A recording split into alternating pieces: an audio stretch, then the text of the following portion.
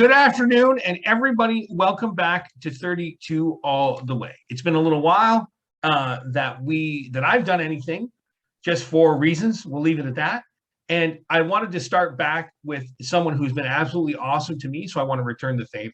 We're going to be talking today to Brenda Marie Smith, and we are going to be talking about her entire series about braving the light, specifically the one that has been the most recent release, the If the Light Escapes, and for everyone to kind of get some background and some interesting chat about what we're talking about, If Darkness Takes Us. So that's going to be our focus for today. How are you, Brenda? I'm good, Paul. How are you? I'm pretty good. Finally to get you back on and get you here, and one thing after another, but that's okay. We'll get through all of it. We'll get through all of it, and it'll be awesome. So let's start from the top. Let's give everyone a basic idea of where you've been with this series and where it's going. Can you give us a describer without ruining it so everybody still wants to buy your books? I think I can. Okay, so the first book is If Darkness Takes Us. And Grandmother B. Crenshaw has been taking care of 4 grandkids for a long weekend while their parents and her husband go to a football game in Dallas, and she's in Austin, Texas with the kids. And while the parents are gone, the solar pulse destroys the grid and also takes out all the cars with internal computers. So suddenly they have no running water, no phones, no natural gas, they're just left. Basically, modern life has been stripped away, and grandma has to take care of these kids and teach them how to survive when their parents don't return home.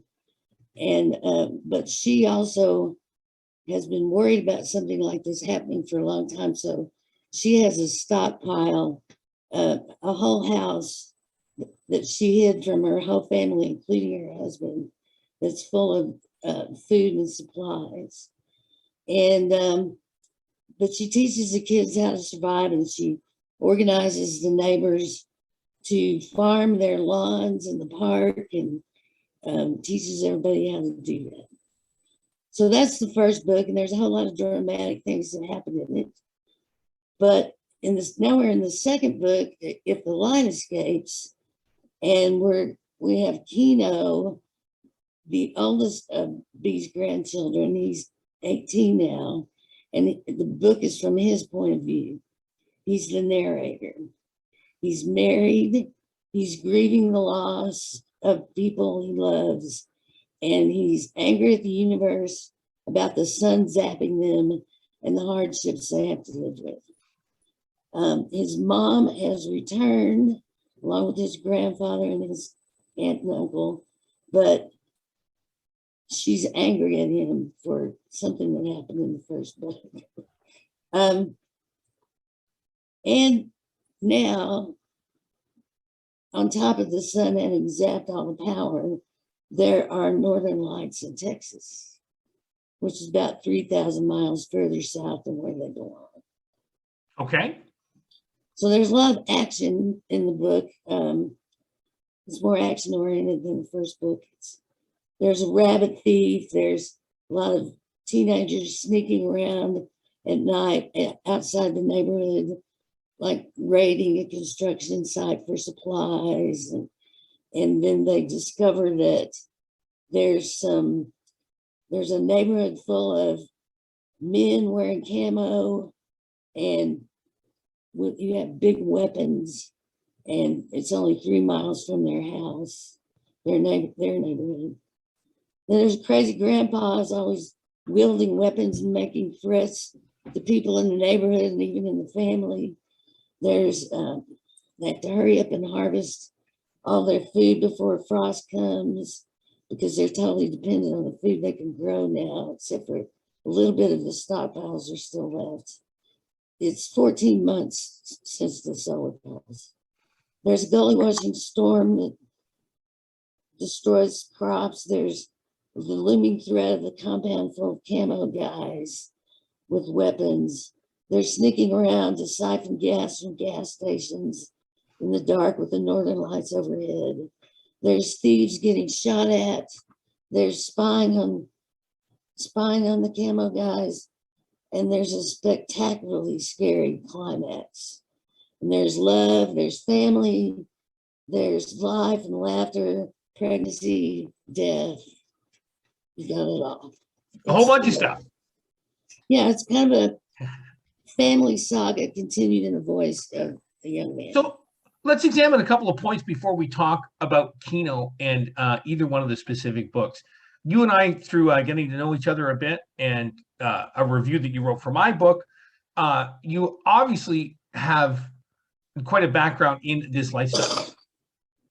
Yeah. In living off the grid, in you touched on having associations with the motorcycle gang. This is all not the regular, stay-at-home stuff. Well, I was a hippie. Okay, so well, sorry, go ahead. So I started out when I was 18 years old. I met an older hippie in the park where all the hippies hung out in Oklahoma City, and we hitchhiked all around the country together. And that's where I met bikers and all kind of people. And then later on in life, when I met my current husband, his best friend was his neighbor was a biker too. So I got to know. I find it very interesting, and it's something that's not spoken about a lot. And I don't want to make the whole interview about it, but I found it really interesting in your case when people talk about hippies or that culture, or how great or how negative it was, or how much they changed the world. What I've always found interesting is the hippies were big business, right? They had to, well, like everybody else, they had to buy food and they had to buy drugs and they needed a place to stay. And I guess the point I'm getting at is there was a group very willing to exploit them from the beginning. Yeah. And some of them you read are the biker gangs.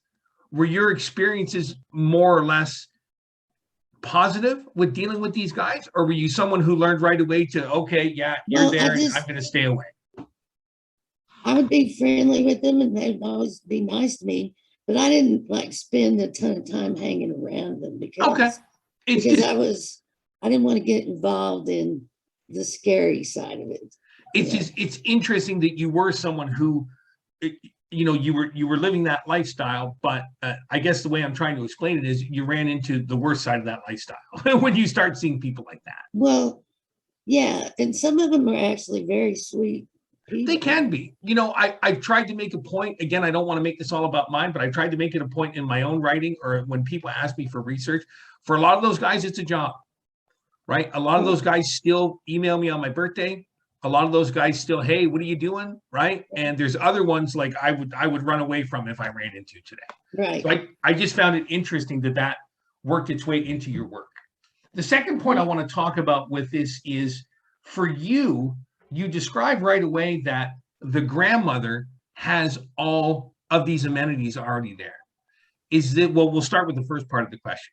Is this because she saw it coming, or is this because something that she just was her own fear, a bit of both? She's worried about environmental devastation and societal collapse. Okay. And she doesn't know what form it will take, but she's worried that, with the way the world's going, we're just cruising for collapse. And so she inherits $2 million and she doesn't tell her family about it. And so she uses it to buy the house behind hers and pack it full of food and tools and, supplies like soaps and toilet papers and water. She builds an underground cistern, but she doesn't tell the family about that either, because she also has a lot of bottled water. And, but when the solar pulse actually happens, she has to use that stuff right away. Because the way you're describing this, what came to mind to me was, is this a well-grounded fear? Obviously it is, because of what you have happen in the book, but it also seems to be like quite the obsession. For me, Well, for the character, but well, you, I think more so because you said you've lived off the grid and you've experienced well, okay. So I lived off the grid for several years. First in the mountains of Arkansas, um, in the Ozarks, in a little shack with a spring-fed pipe of water coming down to something. outside the shack, and an outhouse and wood stove, and surrounded by like 2 miles of woods in every direction. And that's the first place I lived. Were you guys happy there? Yeah, but it was hard to make a living. Yeah, I can totally see Trucks always that. breaking down on the mountain roads, and you know, and then we heard about a place called the farm. After we'd been in Arkansas for about 2 years, we heard about a place called the farm in Tennessee, which is a hippie commune, where they also lived off the grid and grew their own food. They had a big farming operation. They had midwives. They had a greenhouse. They were vegans before there was a term for vegans. Complete vegetarians, we called it at the time. And they they had shared housing, and they had 1,700 acres, and so we went there, and we loved it there, and we stayed in part of that for 9 years. Wow. But we also lived on satellite farms where we did have electricity, and little by little, the farm itself got electricity. Which one was the most fulfilling? You find for yourself? I think they're kind of equally fulfilling in different ways. I think it was really nice to get in touch with nature. I had never been. I was a city girl, and I was afraid of nature. I was afraid to like walk through a creek bed and jump from rock to rock, or I was afraid to be in the woods very long. So I really loved that I got to do that, learn all the plants, pick the wild blueberries, and they call them huckleberries. It's amazing. And it's then, amazing. It's something that has been so much more prevalent in the news in the last, I'd say, decade. I mean, I'm sure there's people who did it for long after that, but concerns with society, concerns with the way things are changing. A lot of people are gravitating towards that lifestyle. yeah. So I just thought it was interesting. I wanted to bring that up, the similarities farm, between anything you might have done. The fulfilling part about the farm was the friendships. I made so many friends that are lifelong friends. And my kids have friends they've known since they were babies that they're still close with. And also having babies delivered by midwives is pretty nice too. Wow. Let's focus it back to the book for a little bit. Okay. That was awesome. I did some background stuff that I want everybody to try and understand, and also myself. Part of the reason why I like doing these interviews is sometimes it's very far away from something that I understand, or it's something I think I understand, and you're like, yeah, you don't understand that at all. We're writing in the second one from a perspective of an 18-year-old male, and it sounds like his plate's pretty full. You've got him married off already. You've got, people attacking him. You've got thieves. How difficult was for you, as obviously not an 18-year-old boy, to write from his perspective? Well, I thought it was going to be hard. And I was even worried that that an 18-year-old boy wouldn't be able to carry an entire adult novel. But as soon as I sat down to write him, he just came, honestly, he spewed out of me. And wow, I wrote, you know what NaNoWriMo is, where you try to write 50,000 words in a novel in 1 month. I wrote 120,000 words in 27 days. And so this character just seemed to strike something with you. Well, yeah. And I thought, where is this coming from? And then, of course, the answer is, first of all, I had 3 brothers. Second off, my husband and I, between us, we have a step family, we have 5 sons. And, you know, I've been with him long enough that I helped raise those boys when they were teenagers or preteens even.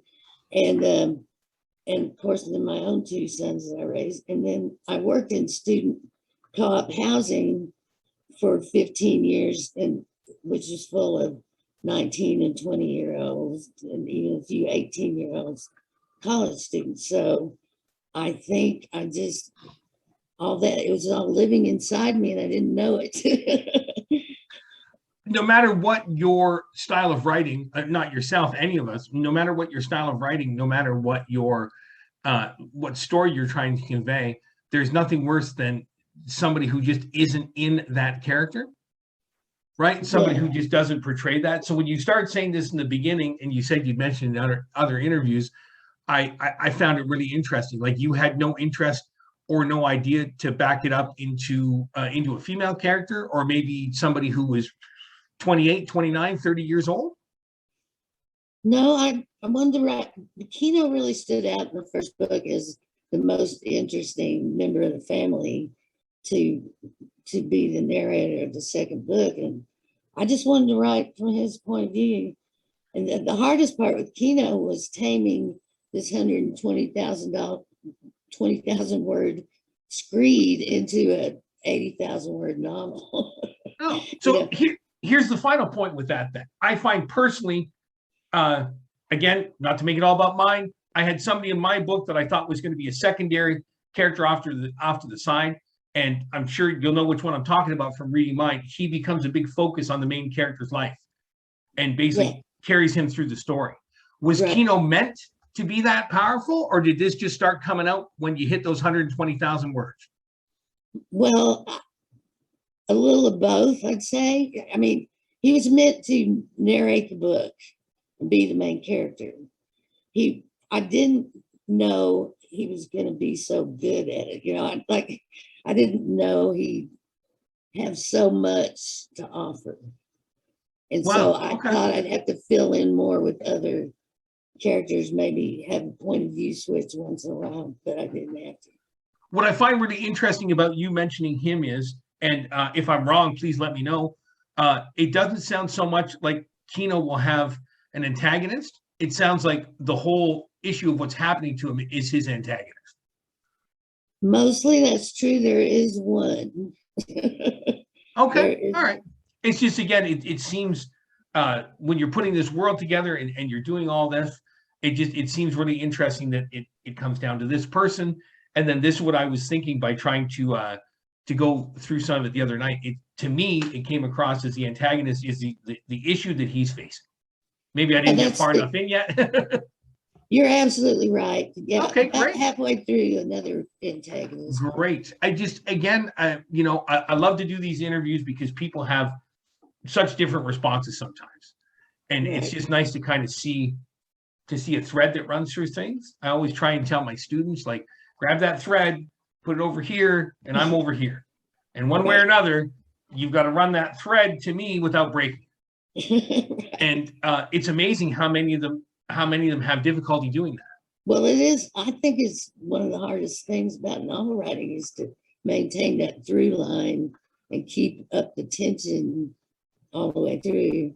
That's but once you get the idea of it, it's it really is. And like I said, I try and find a better analogy for them or a better way to explain it. But that's my big thing. Take that thread and you've got to run it over here to me. And it might get really tight and it might get ready to break. But if you don't break it, then we can go back and change everything. The younger ones seem to, and we've all done it. Here it is, hand it in, do it. It's okay. Well, you missed this, this, and this. No, I didn't. Yeah, you did. Go back and change that. And then they'll hand it back in and say, well, you still missed this. I think for all of us, the editing and the understanding what you want to tell everybody is so crucial. Right. Well, sometimes like you feel like you know your character so well and you know what you want them to do and say and feel, but you don't get it all on the page.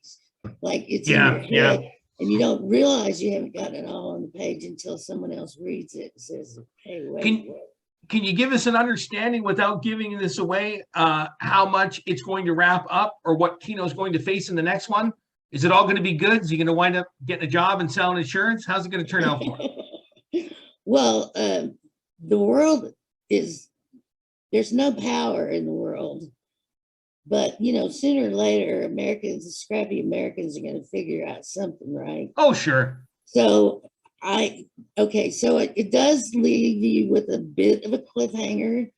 It wouldn't, but it does not require there would be a sequel. But Okay. I want to write one though. Let's so end up on one of my favorite points. okay. And we spoke about this when we were preparing for the interview there a couple of days ago. What made me really want to bring this point up was that you were just talking about the whole American thing, and you know they're going to get something done. And it seems to me that the whole American system, you're really going to fix it, or you're going to make it worse. you're going to destroy what's coming up. Are you giving some kind of hope going into the third one, or are you just leaving it dystopian and for now it's not going to get any better? Well, I don't. You know, Again, I don't want you to give away too much. I found that really interesting. I'm not 100% sure yet because I haven't written it. Okay. But I think that it's good. It'll be a little bit dystopian, but it'll be improved. It just seems like what you're doing and the heavy topics between all of it. Again, like I know I'm making light of it, and I'm not making light of your writing, but it'd be pretty hard to have it all end up and he's got a little house and he's driving to work every day. I don't think it's going to turn out like that. No, it's not. Everything's not going to go back the way it was. That's amazing. Yeah. I thank you so much, Brenda, for your time. When we put this all up, I was mentioning earlier, we are going to put up the links to everything. Brenda has a website that you guys should check out. She also has some fantastic artwork that was done for the cover of the books. I'm going to put that. I definitely put If the Light Up Escapes. If we have room, I'll put up If Darkness Takes Us as well. This way, everyone can be a little more familiar with what Brenda has accomplished so far. It seems like a great series, and it seems like something that we can really kind of play around with the ending, and we can make this really dark, or we can leave the door open just a little bit for Kino so he can slip through. It sounds great. Thank you. Thank you so much. Thank you so much for your time, everybody. This is 32 all the way back on the air, so to speak, and we'll see everybody soon. Thank you. Bye.